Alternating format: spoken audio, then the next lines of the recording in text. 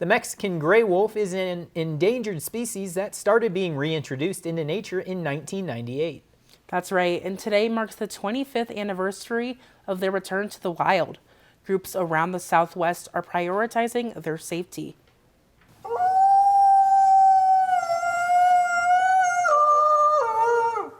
The Mexican gray wolf was once a thriving species in the Southwest United States.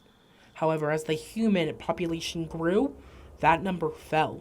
Yeah, so Mexican gray wolves were native to the Southwest and Mexico. They became an endangered species in 1976 through the active human eradication programs in the early 1900s.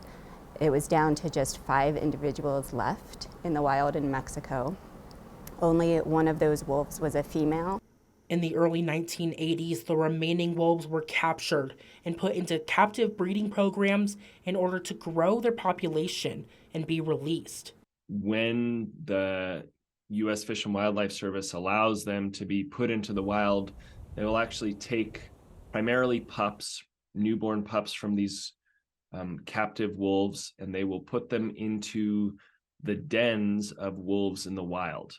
And they are hoping that adult wolves in the wild will kind of take these captive born pups and raise them as their own. Wren says releasing the wolves benefits the environment and helps balance the ecosystem.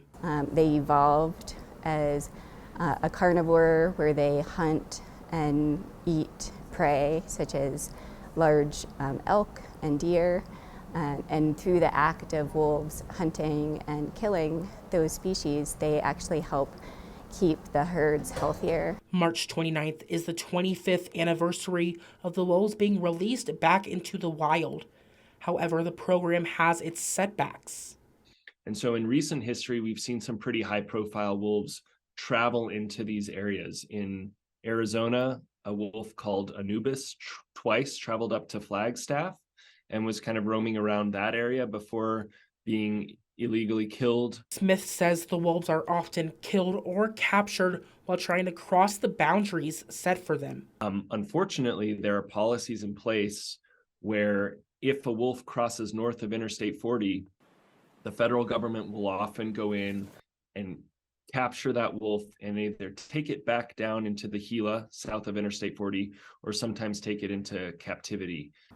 The hope for this project is to have the Mexican gray wolves become sustainable on their own. Matt Keenitz, NAZ Today. According to the 2022 population count released by U.S. Fish and Wildlife Services, there are 241 Mexican gray wolves in the wild.